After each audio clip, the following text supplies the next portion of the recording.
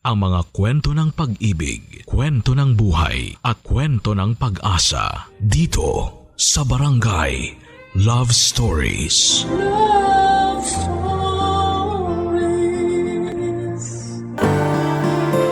Ang buhay ay parang dagat. Minsan kalmado at minsan marahas. Ngunit ang bawat alon nito ay may daladalang aral na magbibigay lakas at pag-asa sa bawat pagsubok na ating tatahakin. Ikaw, kabarangay, matatawag mo bang kalmado ang buhay mo ngayon? Dear Papa Dudut, ang pagkakaroon ng tapat, mabait at maaasahang kaibigan ay isang biyayang walang kapantay. Sila ang kasama natin sa bawat ngiti at luha, sa bawat pag-asa at tagumpay. At mapalad ako na nagkaroon ako ng kaibigang nagbigay sa akin ng hindi malilimutang karanasan sa buhay na hanggang ngayon ay dala-dala ko pa rin hanggang sa aking pagtanda. Tawagin niyo na lamang po ako sa pangalang Makoy, 29 at isang factory worker. Simula pagkabata ay sa tabing dagat na ako nakatira, Papa Dudut. Kaya naman ang dagat na rin mismo ang humubog sa aking pagkatao. 10 taong gulang pa lamang ako noon at sumasama na ako sa aking ama para pumalaot at manghuli ng isda. Mahirap po ang buhay namin noon. 6 kaming magkakapatid at ako ang panganay na inaasahang tumayong pangalawang magulang sa mga nakababata kong kapatid. At tanging pangingisda ang ikinabubuhay namin. Paminsan-minsan ay naglalabada ang nanay ko pero isang beses lamang ito sa isang linggo tuwing may nangangailangan ng serbisyo niya. Papa Dudut, maagang nawala sa akin ang kabataan ko dahil bukod sa pag-aaral, naubos din ang oras ko noon sa pagtatrabaho. Mas lumala pa nga ang estado ng buhay namin noong nagkaroon ng hindi magandang pangyayari sa pamilya namin na mas sumubok sa tatag ko bilang panganay na anak.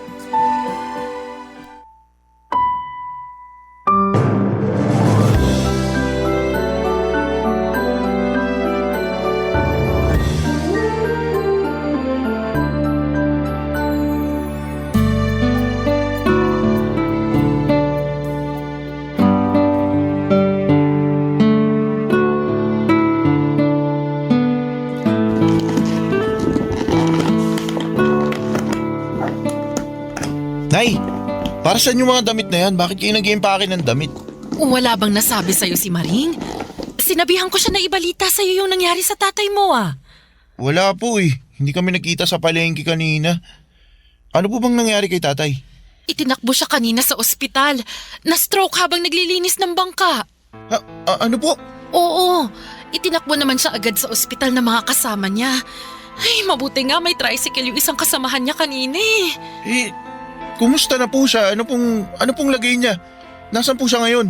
Ayun, nasa ospital pa rin siya. Naku, sa awa ng Diyos, maayos na yung lagay niya. Kaya nga ako sumaglit rito para kumuha ng gamit Doon na muna kami magpapalipas ng gabi. Bakit daw po? Akala ko ba okay na siya? Inaantay pa yung resulta ng mga test niya para malaman kung nagkaroon ba siya ng komplikasyon. Sige na. Mauna na ako't baka gising ng tatay mo. Wala kasi siyang kasama doon ngayon. Sandali lang po, sasama ako na po kayo. Wag na anak. Walang kasama yung mga kapatid mo. Ikaw na munang bahala rito sa bahay, ha? Pumunta ka na lang sa ospital mamayang tanghali para baunan ako. Sige po, susunod po ako sa inyo mamaya.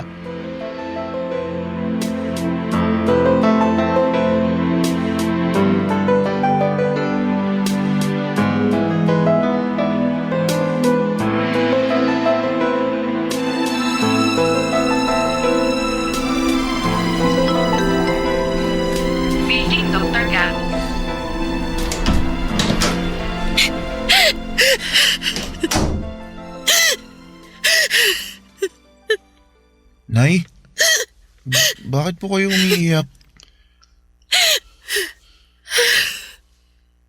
Dumating na yung doktor kanina, anak. resulta na yung test na ginawa sa tatay mo. Ano pong sabi? Naapektuhan daw ng stroke yung utak ng tatay mo. Paralisado ngayon yung isang bahagi ng katawan niya. Po, pero may posibilidad pa rin namang gumaling siya, di ba?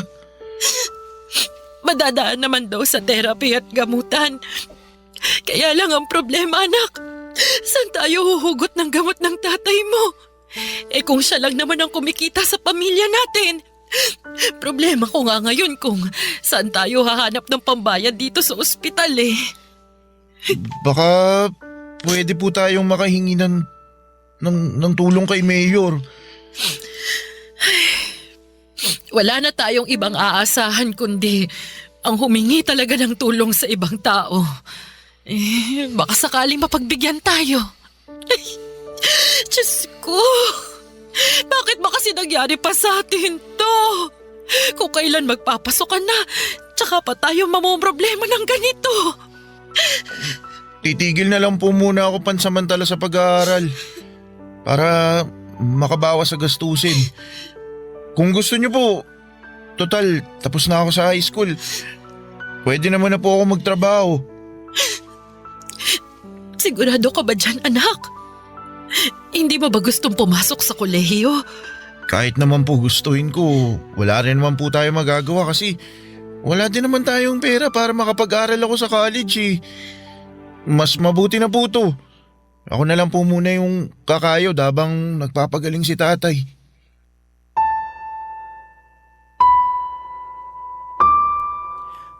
Papa Dudut, dahil sa nangyari sa aking ama ay isang trabaho ang naipasa sa akin na hindi ko pwedeng talikuran.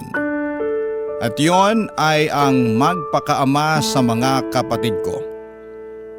Iba't ibang uri ng trabaho ang pinasok ko para lamang makapaglaan ng pera para sa pamilya namin. 2:00 pa lamang ng madaling araw ay bumabangon na ako para sumama sa mga grupo ng mangingisda na pumapalaot ng madaling araw. Pagsapit naman ng 5:00 ay umi-extra ako sa pagbubuhat ng banye-banyerang laman dagat na pinapadala sa iba't ibang palengke sa probinsya namin.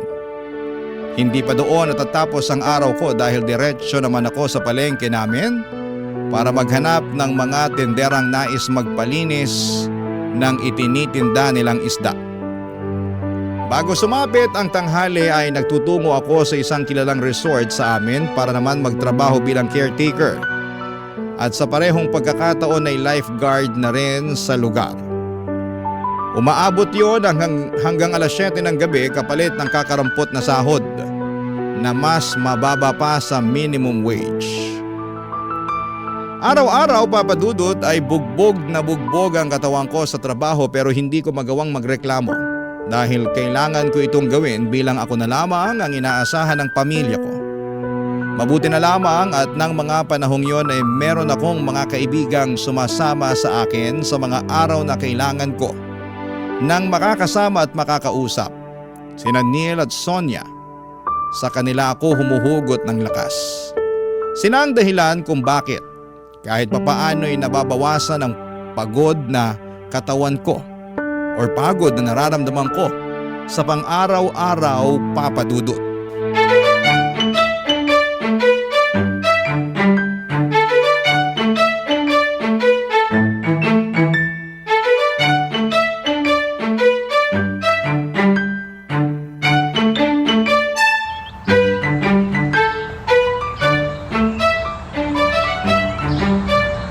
Neil, patambay muna ako rito ha. Makoy, ikaw pala. Oo naman. Tapos ka na sa trabaho? Oo, kakatapos ko lang. Nakapagod nga may nag-birthday kasi sa resort. Daming pinagawa. Lali lang sa katawan mo Baka mamaya sumunod ka sa tatay mo, mababaldado ka rin dyan. Sira ulo, hindi magandang biro yan boy. Di naman ako nagbibiro. May hangganan din yung katawan mo Kapag yan, pinwersa mo, hindi talaga malabong sa ospital din ang bagsak mo. Naalagaan ko naman na maayos tong katawan ko Huwag ka na mag-alala. May iba tayo. Kumusta na pala yung nanay mo? May balita ka na ba sa kanya? Wala nga Hanggang ngayon, di pa rin siya nagpaparamdam. Halos 2 linggo na simula nung umalis siya. Ano ba kasing ginawa niya? Ba't siya nagtatago? Ang sabi sa akin, nang scam daw siya eh. Pero di ako naniniwala dun. Mabait nanay ko, no? Sa sobrang bait niya, madali lang din siyang paikutin ng mga tao sa paligid niya. Kaya malamang, na-scam lang din siya katulad nung iba. Ang kaibahan lang, sa kanya nabaling yung sisi.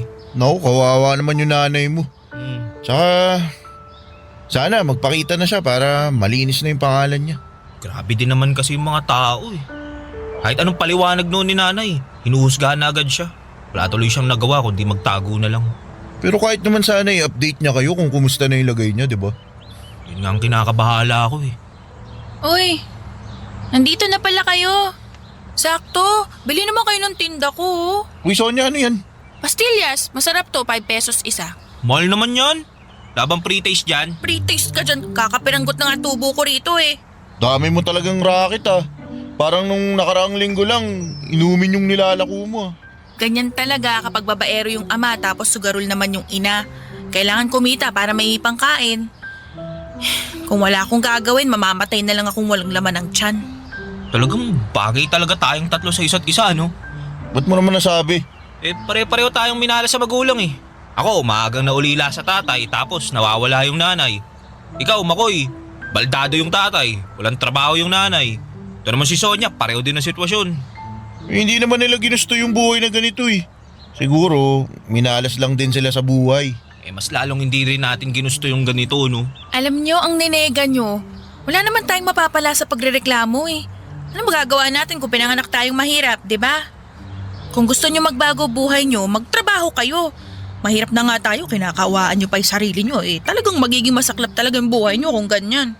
Ano ba dapat gawin para hindi maging masaklap buhay namin? Tularan nyo ako, masaya lang kahit problemado. Fake it till you make it, di ba sabi nila? Sus, mahirap pekein ang kasiyahan lalo na kung mas nangingibabaw ang kalungkutan, no? Asus, bumanat na naman. Kung may kapalit lang sanang pera yung matatalinghagang salita na lumalabas dyan sa bibig mo, matagal ka na sanang mayaman. Sana nga ganun na lang kadali ang buhay eh. E di sana lahat tayo masaya. Alam nyo, imbis na magmukmuk kayong dalawa dyan, tulungan nyo na lang kaya akong ibenta tong mga pastillas ko. Tara na, para naman may ambag kayo sa buhay ko. Pas, uwi na ako. Pagod na talaga ako eh. Bawi na lang ako sa susunod. Ikaw, Neil, sumama na ako. Sige na nga. Basta bigyan mo akong pre-taste mamaya, ah. Ito, pakaburaot mo. O siya, mauna na ako ha. Enjoy kayo sa pagbebenta ng pagkamahal-mahal na pastillas ni Sonia.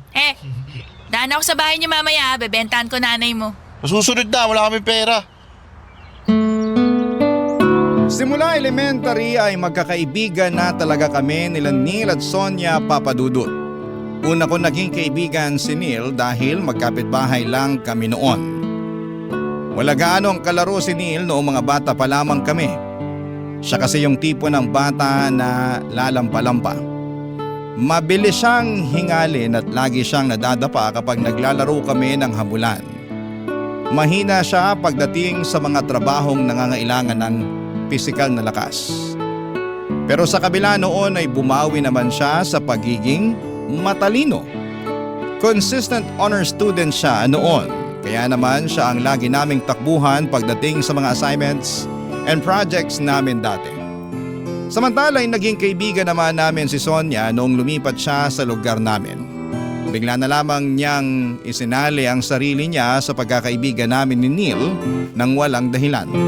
Kung nasaan kami ay lagi siyang nakabuntot hanggang sa nasanay na lang din kami na lagi namin siyang kasakasama. Hanggang sa pagtanda namin ay nanatiling matatag ang pagkakaibigan na nabuo sa pagitan naming tatlo. Taon pa nga ang lumipas, ilang pagsubok man ang dumaan sa amin, ay lagi naming kasama ang bawat isa. Sabi nga namin hanggat nasa likod namin ang isa't isa ay walang problema ang magpapataob sa amin. Hanggang sa halos sabay-sabay kaming tinambakan ng problema. Papadudot na muntik nang ikasira ng aming pagsasama. Barangay Love Stories. Barangay Love Stories. Papadudot taong 2014 ay nahuli ko ang sarili kong nanay na may kasamang ibang lalaki. Kinausap ko si nanay tungkol sa nalaman ko at hindi man lang niya ito itinanggi mula sa akin. Ayon sa kanya ay may mga pangangailangan daw siya na hindi na naibibigay ng tatay namin. Sobrang nawasak ang puso ko noon para kay tatay. Pero dahil ayokong masaktan ng tatay ko ay itinago ko na lamang ang mga nalaman ko. Hanggang sa sumunod na buwan ay tuluyan na kaming iniwanan ni nanay at pinili ang mas maayos na buhay na ipinangako sa kanya ng kalaguyo niya. Sa kabilang banda naman ay tuluyan ng nahuli at nakulong ang nanay ni Neil matapos ang ilang taong pagtatago. Para makapagpiyansa ay kinailangan nitong maghanda ng 50,000 para lamang mailabas niya ang nanay niya sa kulungan. Sa parehong taon din, Papa Dudut, ay namatay naman ang tatay ni Sonia, ang taong pinaguhugutan niya ng lakas at saya sa kabila ng mahirap nilang buhay. Sabay-sabay man kaming binagsakan ng suliranin sa buhay. Sa aming tatlo ay si Sonia lang ang nananatiling matatag at puno ng pag-asa. Sa kabila ng pagpanaw ng tatay nito ay sa kanya kami humuhugot ng lakas para harapin ang bukas.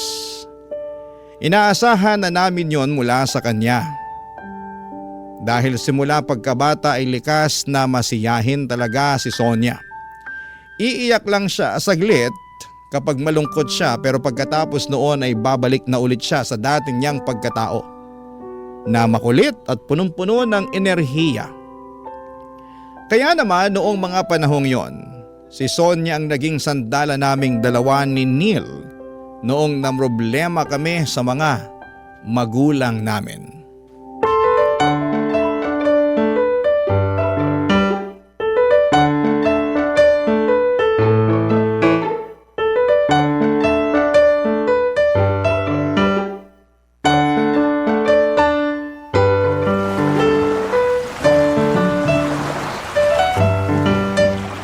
Bakit mo ba kasi kami gusto makausap? Dito pa sa tabing dagat, daming lamok dito. Siyempre, para kunwari nasa pelikula. Bagay na bagay kaya tong sunset sa pag-uusapan natin. Para memorable. Sus. Dami mong pakulo. Ano ba kasi yung pag-uusapan natin? May solusyon na ako sa problema niyong dalawa. Itong mga nakaraang buwan, wala na kayong ibang reklamo kundi yung mga buhay niyo eh. Nakakasawa ng pakinggan para makasirang plaka. Kaya naisip ko na resolbahin na lang yung mga problemang yan. Paano mo naman gagawin yun? Easy ka lang ah. Ikaw Neil, nag-iipon ka ng pampiyansa para sa nanay mong nakakulong, di ba? Oo. Anong gagawin mo? Papautangin mo ako? Di no, pareho tayong walang pera. Pero hindi, may naisip akong paraan para magkapera ka. Paano naman? Parang ayoko yung nasa isip mo ah.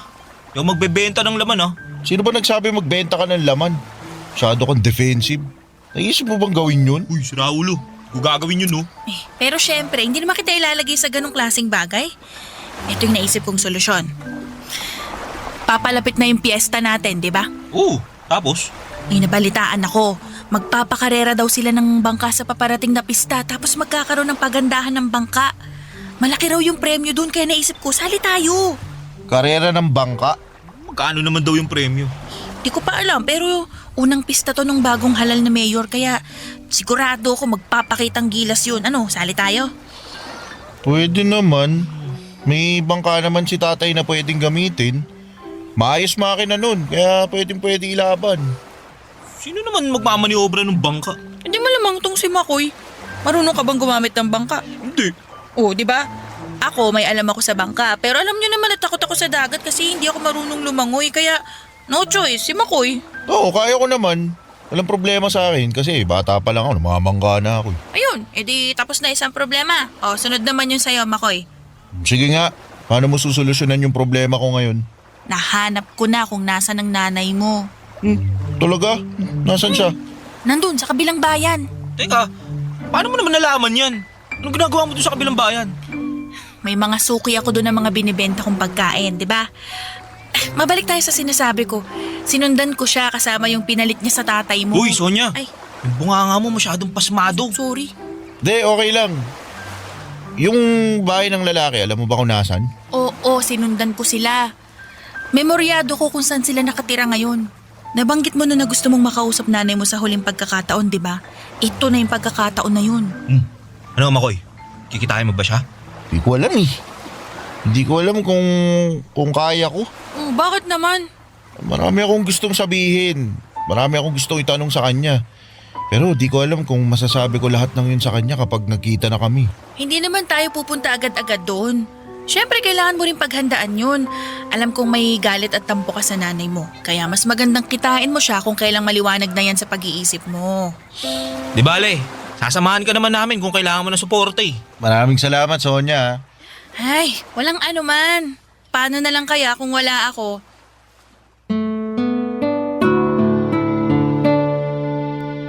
Mula sa udyok ni Sonia ay sumali kaming tatlo sa paligsahan at tinutukoy niya. Gamit ang bangka ni tatay ay sinimulan naming mag-isip ng magandang idedesenyo mula doon. Yun na rin ang plano naming isali sa karera dahil sa aming tatlo ay ako lang naman ang marunong mag-operate ng bangka na di motor. Sina Neil at Sonia naman ay natoka sa pagdidesign ng bangka gamit ang talento ni Neil sa pagdodrawing.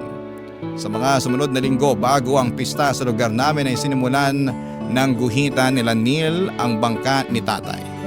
Kapag walang masyadong tao sa resort na pinagtatrabahuhan ko ay patakas naman akong nag-iinsanyo sa pagdadrive ng bangka para sa karera. Kasabay noon ay patuloy ang paghimok sa akin ni Sonia na kitain ko na ang nanay ko para makausap siya. Pero ng mga panahong yon ay hindi ko pa alam kung ano ang sasabihin ko sa nanay ko kapag nagkita ulit kami. Wala pa akong sapat ng lakas ng loob noon para masabi ko sa kanya ang mga gusto kong sabihin. Kaya pansamantala ko na lamang muna itong sinantabi at itinuong ko na lamang ang atensyon at oras ko sa paligsahan na sasalihan namin. Pero hindi rin naman nagtagal ang paghihintay ni Sonia dahil bago ang patimpalak. Nag-decide ako makipagkita na sa nanay ko, Papa Dudut. Kasama sina Neil at Sonia ay pinuntahan namin si nanay sa kabilang bayan kung saan siya nakatira kasama ang bago niyang kinakasama.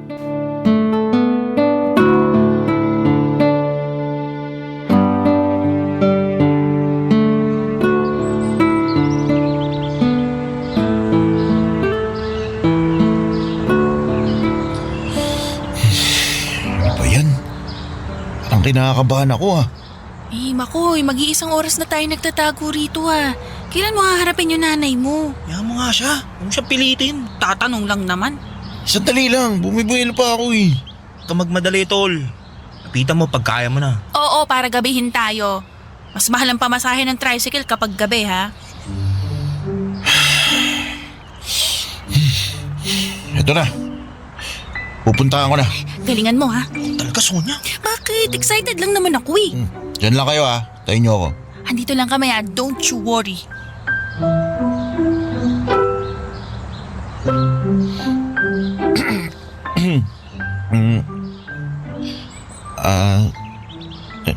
Nay? Makoy? Anong ginagawa mo rito? Sandali, paano mo nalaman na nandito ako? Hindi na po yun mahalaga. Nagpunta po ako rito para makausap po kayo. Ano yun? May nangyari bang masama? May nangyari ba sa tatay mo? Wala po. Akala ko naman kung may nangyari ng masama. Anong ginagawa mo rito? Bakit mo ako gusto makausap? Hindi na po ba kayo babalik sa bahay? Anak, may bagong buhay na ako rito. Masaya na ako sa kung anong meron ako ngayon. Paano naman po kami? Kami ng mga kapatid ko, si tatay. Malaki ka naman Ikaw nang bahala sa kanila. Daya nyo naman po Tinakasan nyo yung responsibilidad nyo sa amin. Di nyo man lang inisip na kailangan ko rin ng magulang. Kasama mo naman ang tatay mo Pero iba pa rin po yung kumpletong pamilya. Kung sa tingin nyo matanda na ako at kaya ko na po lahat, nagkakamali po kayo. Kailangan ko po ng nanay. Kaya maawa na po kayo. Bumalik na kayo. Pasensya ka na anak. Pero hindi na mangyayari ang gusto mo. Hindi na ako babalik sa dating buhay natin. Ano, ganun na lang yun? Tatalikuran nyo na lang kami basta-basta? Pasensya ka na talaga. Nangako ako sa mga kapatid ko na ibabalik kita. Miss ka na namin, Nay. Ako rin. Pero hindi ko na kaya yung buhay na meron tayo dun, anak. Hindi ganong klase ng buhay ang inaasahan ko. Akala ko po ba walang ina makakatiis sa mga anak nila? Pero bakit kayo natitiis nyo kami? Sige, magalit ka na sa akin. Tatanggapin ko yon. Kahit isumpa mo na ako, pero pasensya na talaga anak. Hindi na ako babalik sa bahay. Sige na, bumalik ka na. Paggabi na marami pa akong gagawin. Mag-ingat ka pa uwi ha. Maiwan na kita.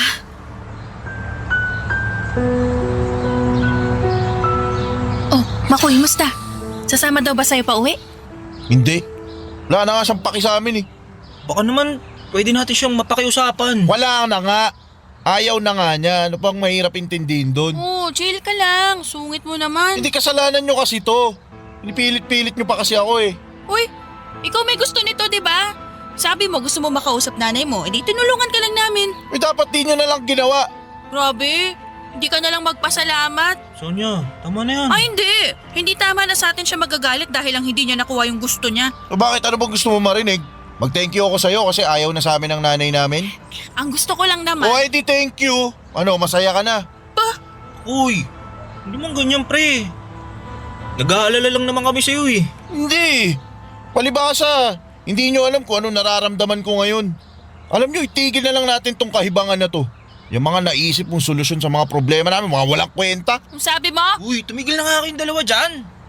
Muwi na nga lang tayo. Hindi na ako tutuloy dun sa contest na sinasabi nyo.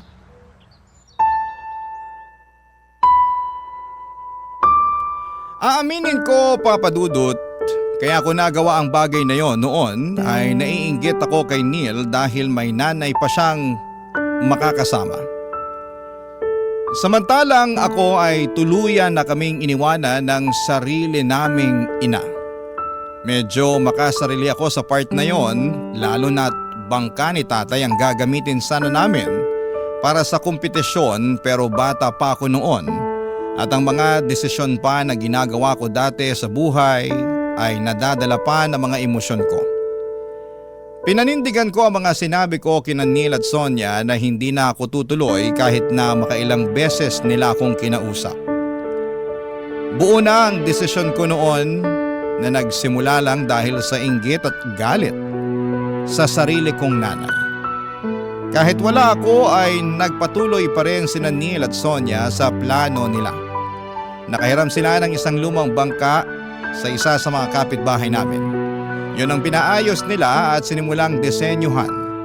Dahil hindi naman marunong gumamit ng bangka si Neil, si Sonia na ang nag-volunteer na sumali sa karera kahit na hindi siya marunong lumangoy at takot siya sa dagat. Araw-araw tuwing nasa resort ako at nagtatrabaho ay nakikita ko kung gaano kasigasig ang dalawa sa pag-iinsayo. Gusto ko mang bumalik sana at tulungan sila, pero noong mga panahong yon, masyado pa akong nilalamon ng galit dahil sa sitwasyon ko, kaya hinayaan ko na lamang sila at nagpakapagod na lamang ako sa pagtatrabaho para sa sarili ko. Pero Papa Dudut, isang linggo bago ang kompetisyon ay isang masamang balita ang gumimbal sa lugar namin. Barangay Love Stories. Barangay Love Stories. Papa Dudut, nasa palengke ako noon at abala sa paglilinis ng isda noong narinig ko ang usapan ng mga tendera sa paligid ko. Naaawa daw sila dahil kamamatay lang ni Mang Nestor ay sumunod ding namatay ang dalaga niyang anak. Pagkarinig ko sa pangalang yon ay biglang kumabog ang dibdib ko dahil Nestor ang pangalan ng tatay ni Sonia. Agad kong tinext si Neil para makibalita sa kanya, ngunit hindi siya nag-reply sa mga text ko. Minadali ko na lamang ang trabaho ko sa palengke at saka ako agad na nagtungo sa bahay nila Sonia. Mas lalo kong kinabahan noong nadatnang ko ang mga taga-barangay sa tapat ng bahay nila Sonia na abala sa pagkakabit ng tolda. Dalawa ang anak na babae ni Mang Nestor, si Sonia at ang nakababata nitong kapatid. Hindi naman sa mas gusto kong mawala ang kapatid nito, pero habang papalapit ako sa bahay nila Sonia ay tahimik akong nananalangin na sana hindi si Sonia ang tinutukoy nilang dalaga ni Mang Nestor na namatay. Bago pa man ako makarating sa gate nila Sonia ay nanlumo ako nang nakita ko si Neil na nakatayo sa tabi ng pader at puno ng luha ang kanyang mga mata.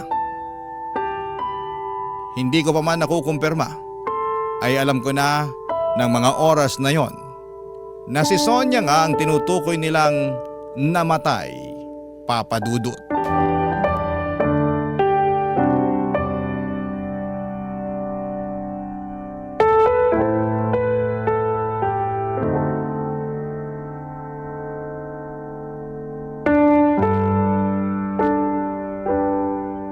Neil?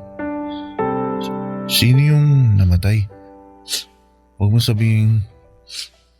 Wala na si Sonia, tol.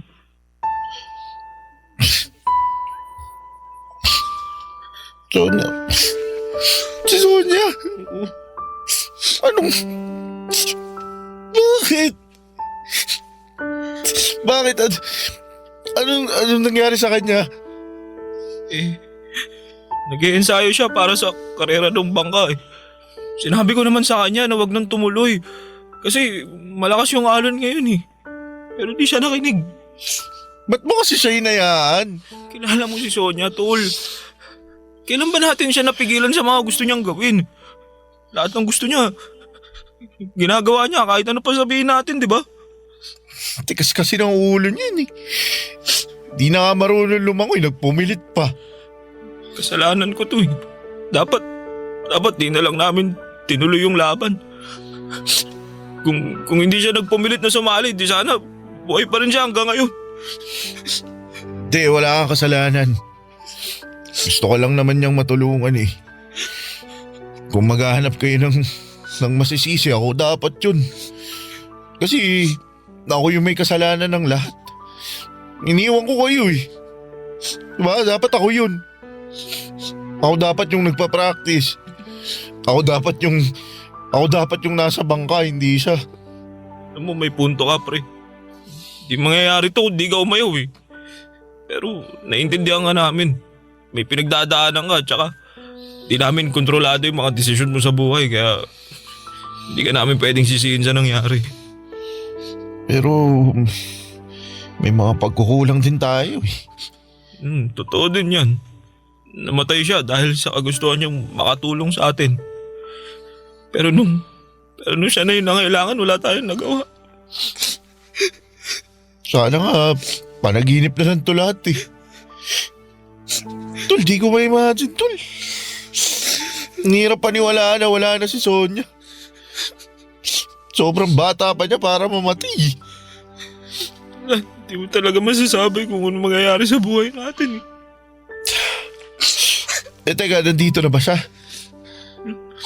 Wala, nasa punerarya pa.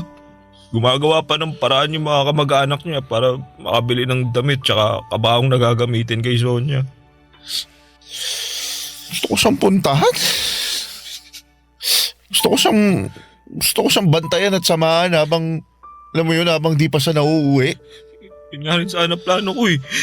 Doon ako papunta ngayon. Tara, gusto ko magpaalam sa kanya sa huling pagkakataon.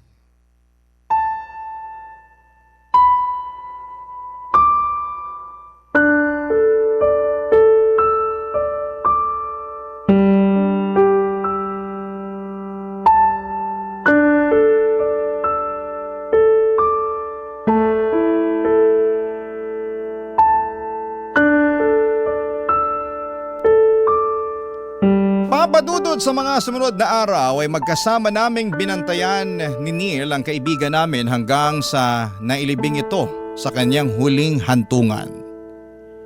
Masakit para sa amin na hindi masisilayan pa ni Sonia ang kinabukasan. Napakarami niyang pangarap sa buhay kaya nakakalungkot na maaga siyang binawi ng Panginoon gayong isa siya sa mga tao na may napakabuting puso. Marami siyang napapasayang tao at marami siyang natutulungan ng walang kapalit. Sa loob-loob ko ay sinisisi ko ang sarili ko dahil kung hindi ko lang sana sila sinukuan noon, hindi sana ako papalitan ni Sonia sa karera.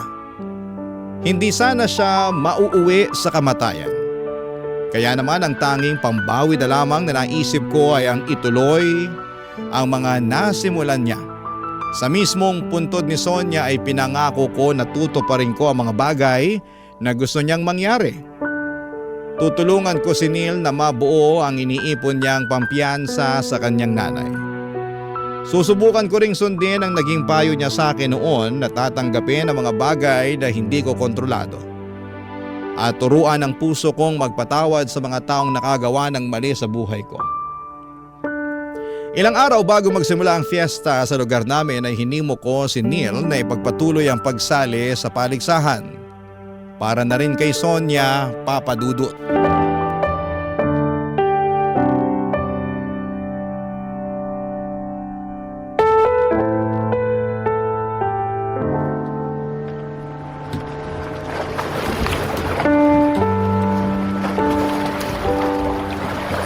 Pasensya ka na, Nila. Di natin nakuha yung grand prize. Ayos lang yun. Kahit papano, nanalo tayo ng second place sa paghandaan ng disenyo ng bangka. Wala na dito si Sonia pero hanggang ngayon, natutulungan niya pa rin tayo. Hindi dahil sa disenyo niya, di tayo mananalo eh. Kaya nga eh. Pero, paano na yan? Hindi pa rin yun sapat. Para sana sa pampiyansa ng nanay mo. Sus, papag-iipunan naman yun eh. Huwag mo nang intindihin yun. Alam mo kung ano magandang gawin? Ano? Hati tayo sa premyo. Kailangan mo rin ng pera, di ba? Ako, hindi ako tatanggi dyan. Kailangan ko rin talaga ng pera eh. Kaya nga naisip ko, paghatian na lang natin. Sige, salamat. Alam mo, nandito lang si Sonia. Sigurado ako, puro reklamo aabuti nating dalawa mula dun. Nako, yung pa. Hindi tumatanggap ng pagkatalo yun. Baka awayin pa nga nun yung judge kasi hindi pinanalo yung design niya. Alam mo, nakakamiss talaga yung babaeng yun. Kung makakausap mo si Sonia ngayon, anong gusto mong sabihin sa kanya? Ngayon? Marami. Gusto kong magpasalamat sa kanya kasi lagi niya akong pinaprangka sa mga bagay-bagay. Lagi niya akong pinapaalalahanan na may dulot na pag-asa yung bawat araw. Gusto ko siyang pasalamatan sa mga araw na tulad nito. Tuwing malungkot tayo, dismayado, lagi siyang nandyan para pagaanin yung loob natin eh. Ako, gusto ko humingi ng tawad sa kanya. Bakit naman? Hindi kasi pakiramdam ko, nadismay ako siya eh. Ewan ko ba, parang sinira ko yung pagkakaibigan natin dahil lang sa nagpadala ako sa nangyari sa problema sa pamilya namin. Wala naman nasirang pagkakaibigan. Alam mo, katunayan nga si Sonia pa nagpaintindi sa akin ng pinagdadaanan mo eh. Alam niya kung paano mabuhay sa isang sirang pamilya. Kasi dati di ba naghiwalay yung mga magulang niya. Sa aming dalawa, siya mas nakakaintindi sa'yo nun.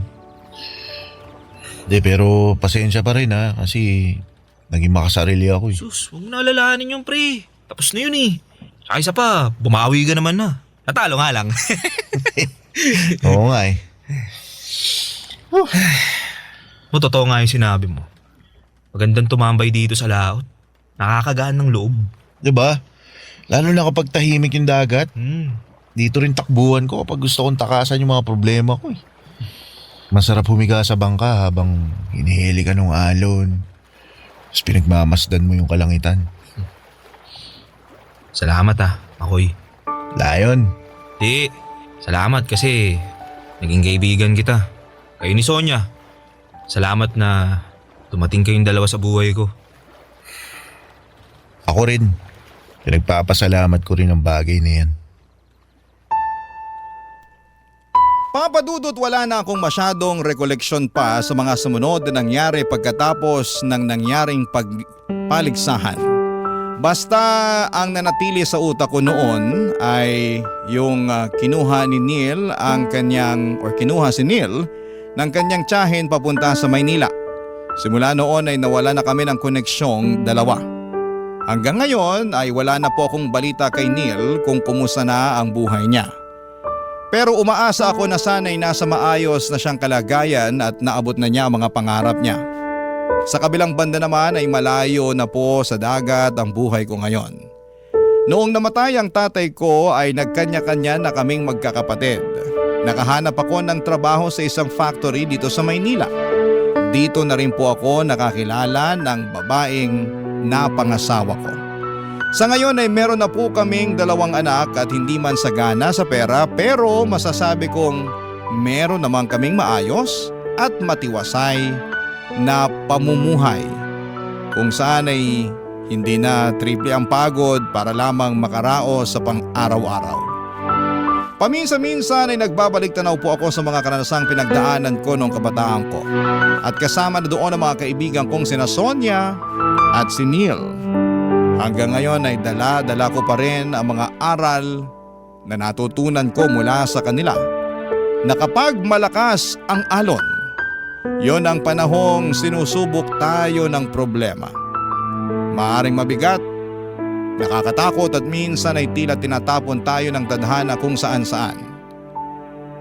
Pero katulad po ng alon, laging humuhupa rin ang unos.